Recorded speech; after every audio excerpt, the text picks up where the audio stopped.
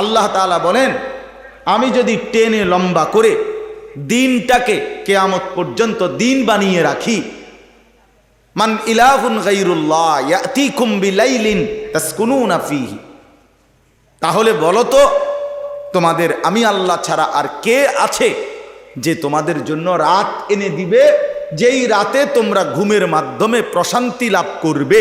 সেটা কোত্থেকে পাইবে? রাসূলুল্লাহ সাল্লাল্লাহু আলাইহি ওয়াসাল্লাম বলছেন, উম্মত, যদি তোমার স্যান্ডেলের ফিতাটাও ছিঁড়ে যায়, স্যান্ডেলের ফিতা সেটাও যদি শিরাকা না আলাইক, তোমার স্যান্ডেলের ফিতাটাও যদি ছিঁড়ে যায়, তো কাউরে বলো না, সবার আগে তোমার আল্লাহকে বলো। কোরআনুল কারীমের 20 নম্বর পারা 29 নম্বর সূরা, সূরাটির নাম হলো সূরায়ে আনকাবুত। এই সূরার 3টি আয়াত 41, 42, 43, এই 3টি আয়াত আমি আপনাদের সামনে তেলাওয়াত করেছি। আনকাবুত সূরাটার অর্থ হলো মাকড়সা। আনকাবুত এই শব্দের অর্থ হলো মাকড়সা। মাকড়সা চেনেন সবাই? এই যে হাতির মতো, ঠিক না? এত বড় যেটা, এইটা না, মাকড়সার মতো আর কি, যেটা সবাই দেখছেন, যেটা জালের মতো কি বানায়, ঘর বানায়, এই মাকড়সা। আনকাবুত শব্দের অর্থ মাকড়সা। আল্লাহ তাআলা এই সূরার মধ্যে অনেক সুন্দর সুন্দর তাওহীদের উপরে, আল্লাহর একত্ববাদের উপরে, আল্লাহকেই বান্দা যেন গ্রহণ করে এর উপরে আল্লাহ তাআলা দিক নির্দেশনামূলক কথা আমাদেরকে বলেছেন। আমরা যারা এখানে আছি, আলহামদুলিল্লাহ, আমাদের একটা বড় পরিচয় হলো, প্রধান পরিচয় হলো আমরা মুমিন, মুসলমান। বলেন আলহামদুলিল্লাহ। এই পৃথিবীর সর্বশ্রেষ্ঠ পরিচয় এটা। ওয়াকালা ইন্নানি মিনাল মুসলিমিন, এই কথা বলতে পারা, এই কথা পরিচয় দিতে পারা যে আমি একজন মুসলমান, এটা আল্লাহ তাআলা বলেন আহসান, সর্বশ্রেষ্ঠ মানুষের পরিচয়। তাহলে মানুষের শ্রেষ্ঠ পরিচয় হলো সে মুসলিম, মুসলমান। এটা তার জীবনের মানুষের সর্বশ্রেষ্ঠ পরিচয়। আর আল্লাহ তাআলা দয়া করে এটা আমাদেরকে দান করেছেন। এই 7 আসমান এবং 7 জমিনের মধ্যে যত কিছু আছে সব কিছু আল্লাহর দান, সব আল্লাহই দিয়েছে। সমস্ত কিছু আল্লাহ তাআলা আমাদেরকে আল্লাহর নেয়ামত হিসেবে আমাদের জন্য দিয়েছে, আমাদের মানুষের জন্য। হুয়াল্লাযী খালাকা লাকুম মা ফিল আরদি জামিআ, আল্লাহ তাআলা বলেন আল্লাহই তোমাদের জন্য জমিনের সব কিছু সৃষ্টি করেছে। খালাকা লাকুম, তোমাদের জন্য, আল্লাহ বলে সব তোমাদের জন্য বানিয়েছে। সাখখারা লাকুম মা ফিস সামাওয়াতি ওয়াল আরদ, আল্লাহ তাআলা বলেন 7 আসমান জমিনের সব কিছু আমি তোমাদের অধীনস্থ করে দিয়েছি, বশীভূত করে দিয়েছি। আমি আল্লাহ যদি বাতাসকে তোমরা নিয়ন্ত্রণ করার শক্তি তোমাদেরকে না দিতাম তো তোমাদের বিমান উঠতো না। আমি আল্লাহ তাআলা নদী সাগরের উত্তাল ঢেউকে, পানিকে নিয়ন্ত্রণ করার ক্ষমতা, বুদ্ধি, দিমাগ, আকল যদি তোমাদেরকে না দিতাম তো তোমাদের জাহাজ, লঞ্চ, স্টিমার, নৌকা পানিতে ভাসত না। এটা আমি আল্লাহ তাআলা করে দিয়েছি। তোমরা যে এই প্রাণীটাকে জবাই করো, এটাকে যদি আমি তোমাদের অধীনস্থ না বানাইতাম তোমরা পারতা না, তোমরা তারা শোয়াইতে পারতাম। যদি 3 লাখ টাকার একটা মহিষ, সে বাস্তবিক অর্থেই একটা ষাঁড়, বাস্তবিক অর্থেই শক্তি দেখায়, তো আমরা শোয়াইতে পারবো না। কিন্তু আল্লাহ তাআলাই মূলত আমাদের অধীনস্থ করে দিয়েছে। ওয়াযাল্লালনাহা লাহুম ফামিনহা রাকুবুহুম ওয়া মিনহা ইয়াকুলুন, সূরা ইয়াসিনের মধ্যে আছে, আল্লাহ তাআলা বলেন চতুষ্পদ জন্তুকে আমি আল্লাহই তোমাদের অধীনস্থ করে দিয়েছি। ফলে কোনোটা দ্বারা তোমরা যানবাহনে মতো চড়তে পারো। আগে চড়তো ঘোড়া, গাধা, খচ্চর, উট, এগুলোর পিঠে মানুষ চড়তো। এটা আল্লাহ অধীনস্থ করে দিয়েছে। একটা ঘোড়াকে নাইতে একটা মানুষ নিয়ন্ত্রণ করা কঠিন ছিল, তা আল্লাহ তাআলা অধীনস্থ করেছে। ওয়ামিনহা ইয়াকুলুন, আবার আল্লাহ বলেন কিছুকে আমি অধীনস্থ করেছি, ফলে তোমরা সেগুলো জবাই করে খাইতে পারো। গরু, ছাগল, ভেড়া, বকরি, উট, দুম্বা, এগুলো তো গোটা কায়নাত আল্লাহ তাআলা আমাদের জন্যই বানিয়েছেন, আমাদের অধীনস্থ করে দিয়েছেন, এবং সব কিছু আল্লাহ তাআলার নেয়ামত। কি পরিমাণ নেয়ামত আল্লাহ তাআলা বলেন গুণে শেষ করা যাবে না। লা তুহসুহা, আমার কি পরিমাণ নেয়ামত তোমাদের উপরে, তোমরা কখনোই গুণে শেষ করতে পারবে না। যতই চেষ্টাই কর, কোনো মেশিনেই ধরবে না, কোনো হিসাবেই আসবে না। এই পরিমাণ নেয়ামত আল্লাহ তাআলা আমাদেরকে দিয়ে রাখছে। আমরা আল্লাহ তাআলার নেয়ামতের মধ্যে ডুবে আছি। আমাদের অস্তিত্বের সমস্ত কিছু আল্লাহর নেয়ামত। আমি নিজে, আমার দেহের সব কিছু আল্লাহর দেওয়া, আর আমার চারদিকের যা তাও আল্লাহরই দেওয়া। ওয়াফি আনফুসিকুম আফালা তুবসিরুন, আল্লাহ তাআলা বলেন আমার নিদর্শন তুমি তোমার মধ্যে দেখো, তোমার পুরা দেহে দেখো, আমি আল্লাহকেই খুঁজে পাবো। অফিল আরদি আয়াতুল লিল মুকিনিন, আল্লাহ তাআলা বলেন জমিনের সর্বত্র তাকিয়ে দেখো, প্রতিটা বিশ্বাসী আমি আল্লাহর নিদর্শন খুঁজে পাবো। জিদার দেখতা হো তু হি তু, যেদিকেই দেখো আল্লাহই আল্লাহ, আল্লাহই আল্লাহ।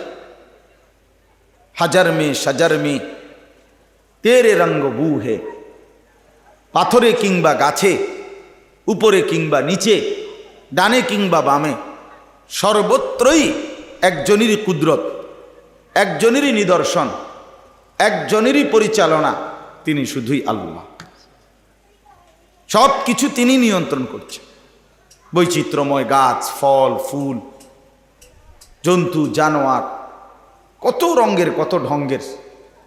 আম গাছ এক সুন্দর, জাম গাছ আরেক সুন্দর, কাঁঠাল গাছ আরেক সুন্দর, এক গোলাপ ফুল এক রকম সুন্দর, বেলি ফুল আরেক রকম সুন্দর। সুবহানাল্লাহ, আল্লাহ তাআলা কি পরিমাণ সৌন্দর্য! এক এক পাখি এক এক সুন্দর, এক এক ফুল এক এক সুন্দর, কত কোটি সৌন্দর্য আল্লাহ তাআলা এই জমিনের মধ্যে দিয়েছেন। ইন্না জাআলনা মা আলাল আরদি জিনাতাল লাহা, আল্লাহ তাআলা বলেন জমিনের সব কিছু আমি বানিয়েছি সৌন্দর্য হিসাবে, জিনাত। কোনো কিছুই অসুন্দর না। কালো মানুষটাও সুন্দর, সাদা মানুষটাও সুন্দর। তুমি মনে করো সে কালো, কালোদের দোষ, এটা তুমি কেমনে বুঝছো? কালো রং এটা যে ত্রুটি, এটা যদি ত্রুটি হয়, এটা অসুন্দর হয়, তাইলে রাত্র না হোক। কথা বলেন না? রাত অন্ধকার হয় না, কালো হয় না, তো কালো যেহেতু অসুন্দর, তো তাহলে রাত না হোক, অন্ধকার না হোক, তো তখন কি হবে? প্রচণ্ড রোদ আর তাপ আলোতে যদি সারাক্ষণই থাকে, মানুষ প্রশান্তির ঘুম, আরামের ঘুম কেমনে যাবে? দিনের ঘুম আর রাতের ঘুম বরাবর হয় কখনো? কখনোই কখনোই না। আল্লাহ তাআলা কোরআনুল কারীমের মধ্যে আছে, আল্লাহ তাআলা বলেন আমি যদি টেনে লম্বা করে দিনটাকে কিয়ামত পর্যন্ত দিন বানিয়ে রাখি, মান ইলাহুন গায়রুল্লাহ ইয়াতিকুম বিলাইলিন তাসকুনুনা ফীহি, তাহলে বলো তো তোমাদের আমি আল্লাহ ছাড়া আর কে আছে যে তোমাদের জন্য রাত এনে দিবে, যেই রাতে তোমরা ঘুমের মাধ্যমে প্রশান্তি লাভ করবে? সেটা কোত্থেকে পাইবে? তাসকুনুনা ফীহি, সুকুন, প্রশান্তি পাইতা রাতের ঘুমের মাধ্যমে, সারা দিনের ক্লান্তি মেহনত দূর হইত। তো সেটা কিভাবে পাইবা? এজন্য আল্লাহ তাআলা বলেন জিনাতাল্লাহ, জমিনের সব কিছু সুন্দর, সাদাটাও সুন্দর, কালোটাও কি সুন্দর, হাবশি গোলামও সুন্দর, আবার আরবের সুন্দর মানুষটাও সুন্দর। কারণ সবটাই আল্লাহর হাতের সাজানো। আমার মালিকের হাতে অসুন্দর কিছু হইতে পারে না, অসুন্দর কিছু হইতে পারে না। আল্লাহ তাআলার হাতে, সব আল্লাহ তাআলা নিজে বলছেন, ফি আইয়ি সূরাতিম মা শাআ রাক্কাবাক, আমি আল্লাহ তাআলাই যেমনটা চেয়েছি আকৃতি দান করেছি। তাহলে উনি সুন্দর কেন, ইনি কালো কেন? উনি একটু বেকুব দেখে কালো নাকি? কথা বলেন না কেন? ওনার ফসা কম দেখে কালো না, আল্লাহ বলেন এটা আমি সাজিয়েছি বান্দা, সূরাত সৌন্দর্য আমি দিয়েছি, এটা আমার ইচ্ছা। তো এই জন্য গোটা কায়নাতের সমস্ত কিছু আল্লাহ তাআলা আমাদের জন্য দিয়েছেন, সুন্দর করে সাজিয়ে দিয়েছেন, আমাদের জন্য নিয়ামত দিয়েছেন। এই প্রথম তো এটা বোঝা উচিত, আল্লাহ তাআলার নিয়ামতের কদর স্বীকৃতি নিজের কলিজার ভিতরে থাকা চাই। আমরা সামান্য দুনিয়ায় কেউ একটু নাস্তা করাইলে, এক কাপ চা খাওয়াইলে আমরা এটা মনে রাখি, ভদ্রতার কারণে পরবর্তীতে সে যদি কখনো ডাক দেয় তো তার ডাকে সাড়া দিয়ে তার পিছে পিছে যাই। কেন? লোকটা আমারে 2 দিন আগে এক কাপ চা একটা বন খাওয়াইছিল, এখন ডাক দিছে, এখন না গেলে কেমন দেখায়, আমি তো খাইছি। তাহলে এক মানুষ যদি মানুষের সামান্য এক কাপ চা এবং বনের ভদ্রতা দেখাইতে পারে, তো এত বড় কায়নাত যিনি আমারে দিয়েছেন, 24 ঘন্টা আমার জন্য যিনি এই কায়নাত সৃষ্টি জগৎ দিয়েছেন, তো তার প্রতি কি কৃতজ্ঞতা আদায় করা উচিত না? তো যারা নামাজ পড়লেন না তারা কিভাবে কৃতজ্ঞতা আদায় করলেন বলেন ভাই? সারা রাত ঘুমের পরে যারা ফজরের নামাজ পড়লেন না তারা কিভাবে কৃতজ্ঞতা আদায় করলেন? যুবক ভাই তোমরা বলো, আজকের সারা দিনে যারা এক ওয়াক্ত নামাজ পড়ো নাই, তোমরা আল্লাহ তাআলার এত বড় সৃষ্টি জগৎ উপভোগ করার পরেও বিনিময়ে আল্লাহর সাথে এত বড় গাদ্দারি, এত বড় এটা পারলেন? আল্লাহ তাআলা জিজ্ঞেস করবে হাসরের মাঠে, বান্দা তুমি কেমনে পারলা? তোমার বিবেকে কুলাইলো কেমনে? আমি তো শুধু একটা বন রুটি খাওয়াইছিলাম, আমি তো গোটা কায়নাত তোমার জন্য দিছিলাম, সমস্ত সৃষ্টি জগৎ তোমার জন্য আমি দিয়েছিলাম, তোমাকে শুধু আমার জন্য বানাইছিলাম। सारे दुनिया तेरे लिए तू सिर्फ मेरे लिए, तमाम दुनिया बांदा আমি বানিয়েছি তোমার জন্য, শুধু তোমাকে বানিয়েছি আমার জন্য। সবটা দুনিয়া তোমারে দিলাম আর তোমাকে আমি আমার নিজের জন্য নিলাম। তুমি আমার গোলামি করবে, আমারে মনে রাখবা, এর দূরে শুধু চাইছিলাম আমি, কিন্তু সেই তুমি সব মনে রাখলা, শুধু আমারই ভুলে গেল। হায় রে অকৃতজ্ঞ মানুষ, অকৃতজ্ঞ, কি পরিমাণ অকৃতজ্ঞ এটা। যাই হোক, তো আমি যেটা মূল বলতেছিলাম, আল্লাহ তাআলা এই কোটি কোটি নিয়ামত চারিদিকে আমাদেরকে দান করেছেন। এই যত নিয়ামত আল্লাহ তাআলা একজন মানুষকে দিয়েছেন, সমস্ত নিয়ামতের মধ্যে সর্বশ্রেষ্ঠ নিয়ামত হলো যাকে আল্লাহ তাআলা ঈমান দান করেছেন। আল্লাহর পরিচয়, কালেমার পরিচয়, লা ইলাহা ইল্লাল্লাহ, এই বিশ্বাস কলিজার মধ্যে, জবানের মধ্যে, জিন্দিগির মধ্যে আল্লাহ যাকে দান করেছেন তাকেই আল্লাহ তাআলা সর্বশ্রেষ্ঠ নিয়ামত দিয়েছেন। যারে আল্লাহ ঈমান দিয়েছেন, যারে আল্লাহ ঈমান দিয়েছেন, এই গোটা পৃথিবী যদি 1012 কেউ পায় আর যদি ঈমান থেকে বঞ্চিত হয়, লা ইলাহা ইল্লাল্লাহ থেকে বঞ্চিত হয়, কালেমা থেকে বঞ্চিত হয়, আল্লাহর কসম সে কিছুই পায় না। আর ঈমান পেয়ে, আল্লাহকে পেয়ে গোটা পৃথিবী যদি মোটেও না পায়, সে কিছুই হারায়নি, কিছুই হারায়নি। এজন্য ঈমান সর্বশ্রেষ্ঠ নিয়ামত, সর্বশ্রেষ্ঠ নিয়ামত। একজন বড় বুজুর্গ ছিলেন সুফিয়ান ইবনে উয়াইনা রাহমাতুল্লাহি আলাইহি, উনি বলতেন, মা আনআমাল্লাহু আলা আবদি নি'মাতান আ'যামা মিন আন আররাফাহুম লা ইলাহা ইল্লাল্লাহ। তিনি বলেন, কোন বান্দার উপরে আল্লাহ তাআলার সবচেয়ে বড় নিয়ামত হলো, আ'যাম সর্বশ্রেষ্ঠ নিয়ামত হলো যাকে আল্লাহ তাআলা তার কালেমার পরিচয় দান করেছেন, যে তার ঈমানটা ঠিক রাখতে পারছে, ঈমানটা পাইছে, ঈমান আল্লাহ তাআলার সামনে পেশ করতে পারছে, এই ঈমানের দৌলতটা ঠিক রাখতে পারছে, আল্লাহর কসম সে সর্বশ্রেষ্ঠ নিয়ামত অর্জন করেছে।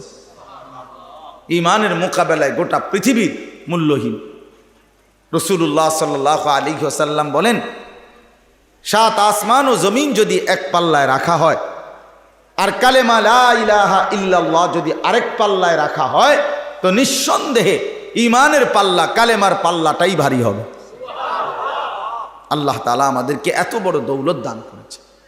এই আমরা যারা এখানে আছি, আল্লাহ তাআলা আমাদেরকে এই নিয়ামতটা দিয়েছেন যে আমরা জবানে বলি লা ইলাহা ইল্লাল্লাহ, আমরা কলিজার ভিতরেও এই কথা বিশ্বাস করি যে লা ইলাহা ইল্লাল্লাহ, আমরা আমাদের জিন্দেগি দ্বারাও প্রমাণ করি যে লা ইলাহা ইল্লাল্লাহ, লা ইলাহা ইল্লাল্লাহ। এজন্য বাপ ঈমান সর্বশ্রেষ্ঠ নিয়ামত, সর্বশ্রেষ্ঠ নিয়ামত। এই তাওহীদ, তাওহীদ কালেমা লা ইলাহা ইল্লাল্লাহ জীবনের পুরাটা, একেবারে ছোট্ট থেকে ছোট্ট, আদনা থেকে আদনা, আলা থেকে আলা, ছোট থেকে ছোট, বড় থেকে বড়, সকল কিছুই আল্লাহ থেকে নেওয়া। তিনিই দেন, তিনিই দেন, তার কাছেই চাওয়া, তার মাধ্যমেই পূরণ করার চেষ্টা করা, এটাই ঈমান, এটাই মূল পুঁজি, এটাই মূল সম্পদ, এটাই মূল নিয়াম, এটাই মূল নিয়াম। রাসূলুল্লাহ সাল্লাল্লাহু আলাইহি ওয়াসাল্লাম বলছেন, উম্মত যদি তোমার স্যান্ডেলের ফিতাটাও ছিঁড়ে যায়, স্যান্ডেলের ফিতা সেটাও যদি শিরাকান আলাইক, তোমার স্যান্ডেলের ফিতাটাও যদি ছিঁড়ে যায়, তো কাউরে বলো না, সবার আগে তোমার আল্লাহকে বলো। কাকে বলো? আল্লাহকে আগে জানো, আল্লাহকে আগে জানো। ছোট্ট থেকে ছোট্ট মুসিবত হোক, সামান্য থেকে সামান্য পেরেশানি হোক, আল্লাহকে বলো। জীবনের যত প্রত্যাশা আছে, আমার ছেলেটা জ্ঞানী হোক, আমার মেয়েটা একটা উপযুক্ত ছেলের কাছে বিবাহ যেন দিতে পারি, আমার যেন আয় উপার্জন সুন্দরভাবে হয়, আমার শরীর স্বাস্থ্যটা যেন ভালো থাকে, এই মনে করেন দুনিয়াবিও যা চাই, আমার মনে যা আসে সবটাই আল্লাহর কাছ থেকে পূরণ করা উচিত। সবটাই, সব কিছুর সাথে, সকল ব্যাপারে আল্লাহকেই বন্ধু বানানো উচিত। এটা মুমিনের সিফাত। আল্লাহ আমাদেরকে ঈমানের দৌলত দিছেন, মুসলমান বানিয়েছেন, মুমিন বানিয়েছেন। বাপ আল্লাহ আমার কাছে চান, বান্দা আমি তোমাকে পছন্দ করে, আমি ইচ্ছা করে, কোনো তদবির ছাড়া, কারো কোনো পরামর্শ ছাড়া আমি তোমারে ঈমান দিয়েছি। লাম ইয়াকুন শাইআম মাযকুরা, আল্লাহ তাআলা বলেন, এই পৃথিবীতে যেদিন মায়ের পেটে তুমি ভূমিষ্ঠ হয়েছ, তার আগে তোমার কোনো নাম নিশানাও পৃথিবীতে ছিল না, উল্লেখ করার মতো ছিল না। কোনো আদমশুমারিতে, কোনো চেয়ারম্যান অফিসে, কোনো মেম্বার অফিসে, পৃথিবীর কোনো জায়গায় তোমার নাম ঠিকানা বলতে কোনো পরিচয় ছিল না, তোমার কোনো আলোচনা ছিল না। আমি আল্লাহই দয়া করে তোমাকে মায়ের রেহেমে দিয়ে সেখান থেকে এই পৃথিবীতে বের করে এনেছি, আমি করেছি এটা। হাল আতা আলাল ইনসানি হিনুম মিনাদ দাহর লাম ইয়াকুন শাইআম মাযকুরা ইন্না খালাকনাল ইনসানা মিন নুতফাতিন আমশাজ। আল্লাহ তাআলা বলেন, আমি সৃষ্টি করেছি, আমি এনেছি বান্দা, তোমারে অস্তিত্বে এনেছি আমি, এই পৃথিবীর আলো বাতাসের মুখ দেখিয়েছি আমি, এটা আমার ফয়সালা ছিল। আর সেই আমি শুধু মানুষ হিসাবে পৃথিবীতে পাঠাই নাই তোমারে, বরং এক ইমানদারের ঘরে জন্ম দিয়ে তোমারে আমি মা দিয়েছি মুসলমান, বাবা দিয়েছি মুসলমান, বিনিময়ে তোমার তাকদীরও আমি ইসলাম দিয়ে দিয়েছি। তুমি জানো না বান্দা, এটা আমার কত বড় নিয়ামত দিস। আরে ভাত তো আমি সবাইরে দেই, চাল আমি সবাইরে দেই, বিল্ডিং, দালান, স্ত্রী, সন্তান, সংসার, দুনিয়ার সমস্ত কিছু, এগুলো তো আমি আল্লাহ তাআলা কাফের, বেঈমান, মুশরিক, নাস্তিক, মুরতাদ, হিন্দু, বৌদ্ধ, ইহুদি, খ্রিস্টান সবাইরে দেই। কিন্তু কালেমার দৌলত, ঈমানের দৌলত, লা ইলাহা ইল্লাল্লাহর দৌলত, আমার মহব্বত, আমার ভালোবাসা আমি সবাইকে দেই না, শুধু যারে পছন্দ করি তারে দেই।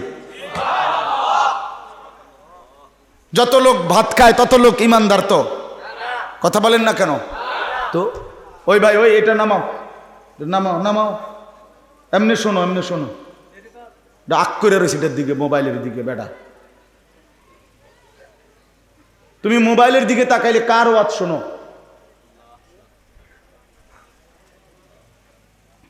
একটা মানুষ, একটা যদি সে এটার দিকেই তাকায় থাকে, তো হে ওয়াজ শুনে কার? তো মোবাইলের ওয়াজ শুনে। তো মোবাইলের ওয়াজ তো হুজুর যে সময় সামনাসামনি নাই, আলগা টাইমে না শুনবে, যখন আমি নাই। কথাটা বোঝেন নাই? তো এখন তো আমি আসি এখানে, তো এখন সামনাসামনি শোনা উচিত না? না, এখন ওইটার দিকে আগ করে তুলবে, তো লাভ হইল কি? আর এই কষ্ট করে এই গরমের মধ্যে সাফাসাফি করে বসার মধ্যে ফায়দাটা কি আসলো? ফায়দা কে? ফায়দা হয়েছে এর দূর আমার মোবাইলে উঠছে ওয়াজ, তো কি হয়েছে?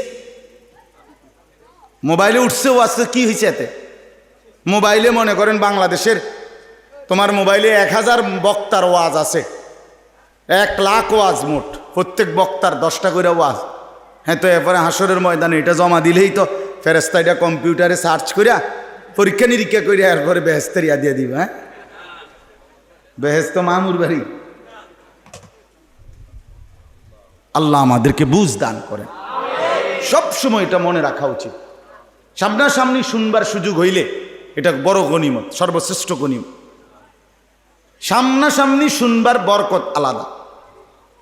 আল্লাহ তাআলা কোরআনুল কারীমের মধ্যে বলছে, কোনো বান্দা যদি দিল খোলা রেখে, কান খোলা রেখে, সশরীরে উপস্থিত থেকে আমি আল্লাহর কথা শুনে, তো নিশ্চয়ই তার জন্য আমার কোরআনের মধ্যে, আমি আল্লাহর কথার মধ্যে উপদেশ, নসিহত, পরিবর্তন আছেই আছে, আছেই আছে। ইন্না ফি যালিকা লাযিকরা লিমান কানা লাহু কলবুন আও আলকাস সামআ ওয়া হুয়া শাহীদ। শাহীদ মানে উপস্থিত। এটার বরকতই আলাদা। এটার বরকত, যেই মানুষটা দিল খোলা রাইখা, কান খোলা রাইখা, চোখ খোলা রাইখা, সশরীরে মনোযোগ দিয়া আল্লাহর কথা শুনে, বিশ্বাস করেন ধীরে ধীরে তার পরিবর্তন হয়। কিন্তু গাফেলের কোনো পরিবর্তন, গাফেল মানুষ যদি 60 বছরের হয়, এবার আরো কোনো পরিবর্তন নাই। গাফেল যদি 14 বছরেরও হয়, তারও কোনো পরিবর্তন হয় না। ওই বয়স তো 60, ওয়াজনে আজকে 30 বছর জুমার নামাজে ইমাম সাহেবের বয়ান শোনে, ইমাম সাহেব ওয়াজ শুরু করে, এবার সামনের কাতারে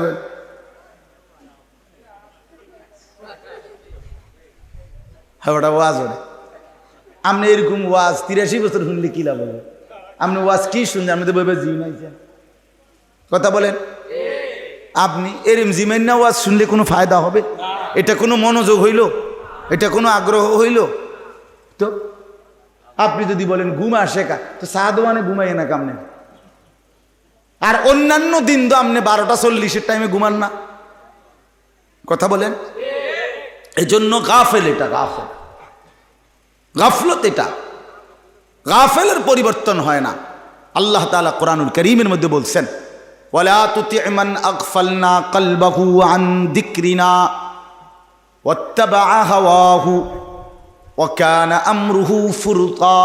এই নবীজিকে বলছেন, আমাদের প্রিয় নবী সাল্লাল্লাহু আলাইহি সাল্লামকে আল্লাহ তাআলা সরাসরি বলছে, বন্ধু, যে মানুষটা আমি আল্লাহর স্মরণ থেকে গাফেল, আপনি তার সাথে মোটেই বসবেন না, তার লগে বইয়ে নেন। যার মুখ দিয়া 6 ঘন্টা 9 ঘন্টা 3 ঘন্টাতেও কোনোদিন আল্লাহর কথা, আখেরাতের কথা বের হয় না, ওর লগে বইসে নেন। ফালতু লোক, ফালতু লোক বইয়ে বইয়ে গেল বন খায়, বিড়ি খায়, গপ মারে, মোবাইল টিপে, বইয়ে বইয়ে শুধু টেলিভিশন দেখে, আর সারা পৃথিবীর যত কথা আছে সব বলে, কিন্তু মালিকের নাম একবারও নেয় না। এটা ফালতু মানুষ বেটা। এটা জোয়ান হইলে ফালতু জোয়ান, বুড়া হইলে ফালতু বুড়া। ফালতু মানুষ, ফালতু, গাফেল, গাফেল। শেষ বয়স আল্লাহ তাআলা সারাদিন পান খানার জন্য দেয় নাই। আল্লাহ তাআলা বুঝি আপনার বয়স বৃদ্ধকালটা দিছে বইয়ে বইয়ে কাল পান খাইতেন। হ্যাঁ, আল্লাহ তাআলা বুঝি আপনার শেষ বয়স দিছে সাদওয়ানে বইয়া গপ মারতেন বললা, এই জন্যই আপনার শেষ হায়াতটা দিছে। শেষবারের মতো মানুষ পরীক্ষায় 3 ঘন্টা যে পরীক্ষা দেয়, প্রথম 2 ঘন্টায় যে দূর লেখে, শেষের 1 ঘন্টায় যেই কোনো ছেলে মেয়েরে জিজ্ঞাসা করে দেখেন, শেষের 20 মিনিট, শেষের 30 মিনিট, শেষের 40 মিনিট সে আগের 2 ঘন্টার চাইতে বেশি লেখে। কারণ আমার টাইম শেষ, আমার ঘন্টা দিয়ে লাগবে এক্ষণ, আমার খাতা টাইম নিয়ে যাবে গা, আমার টাইম শেষ টাইম। এই সময় উড়াইয়া লাইলেই খায়, ও মায়া বেটা বইয়া বইয়া বন খা।